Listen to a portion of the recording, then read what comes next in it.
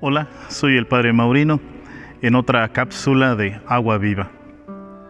Al entrar a una iglesia católica, resalta siempre el signo principal, el lugar que nos convoca, que es el altar.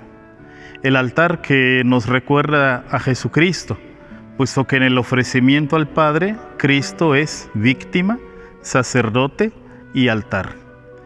Los altares en nuestras iglesias, que también se nos hace la referencia, que es la mesa del sacrificio, el altar del banquete, para hacer esta relación entre lo que es el sacrificio de Cristo y el banquete pascual para toda la asamblea.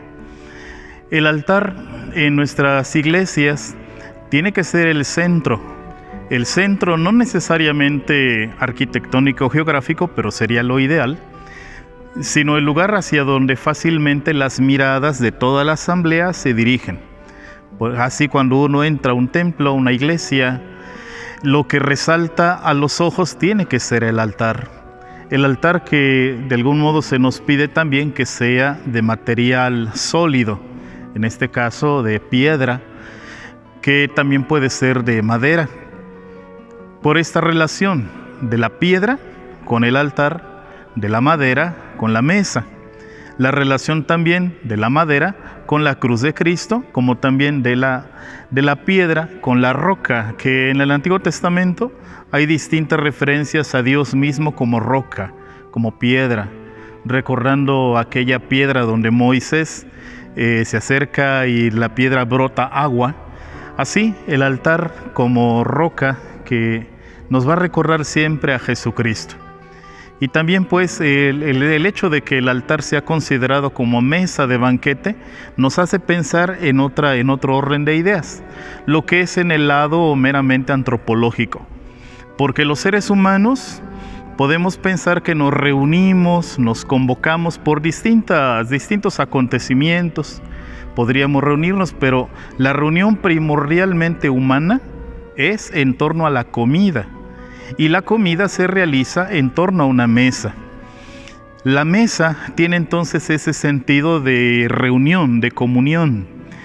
Por eso hablar de mesa se entiende en un encuentro. Mesa de diálogo, mesa de debate, mesa de encuentro. Pero donde la mesa adquiere su significado peculiar es en la comida.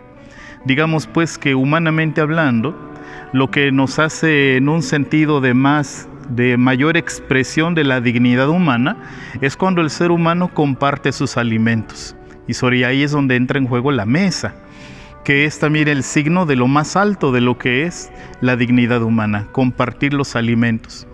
Y entonces en ese sentido entendemos también que Cristo, como dice el cántico de Filipenses 2, Cristo, siendo Dios, no consideró que debía aferrarse a las prerrogativas de su condición divina, sino que se hizo siervo, y así viene como de bajadita.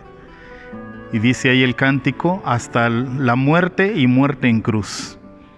Pero también el hecho de que Cristo mismo se haya quedado en la sencillez del pan como alimento, podríamos decir que de lo más alto de la divinidad, lo más bajo que pudo llegar a nosotros, lo más cercano a nosotros, lo más bajito fue en el alimento. Y entonces ahí se da un encuentro pleno de la cercanía de Dios como alimento, y también el punto más alto de la dignidad humana, que es en el encuentro entre hermanos. Por eso la mesa del banquete eucarístico es ahí donde nos encontramos lo más cercano con Dios, y también donde nos encontramos en nuestro nivel más alto de nuestra dignidad humana. Los altares que a lo largo de la historia de la iglesia pues también se han visto de otros signos que nos hablan de Cristo. Por ejemplo, el altar es consagrado, es decir, es ungido, es dedicado, así como el bautizado es ungido con el santo crisma en la cabeza, que en la confirmación se reitera, que los obispos en su ordenación también son ungidos con el santo crisma. La dedicación de una iglesia, el punto central es el altar, que es dedicado también porque nos recuerda a Cristo. Un signo de la consagración son en las cuatro esquinas y en el centro se graban algunas cruces donde se unge en recuerdo de las 5 llagas del cuerpo de Cristo. Antiguamente, el otro rito, antes del concilio, había muchas oraciones que el sacerdote decía en secreto, pero también al acercarse al altar, decía el Salmo 43, que aquí en este altar de la Catedral de Cuernavaca se encuentra de aquel lado.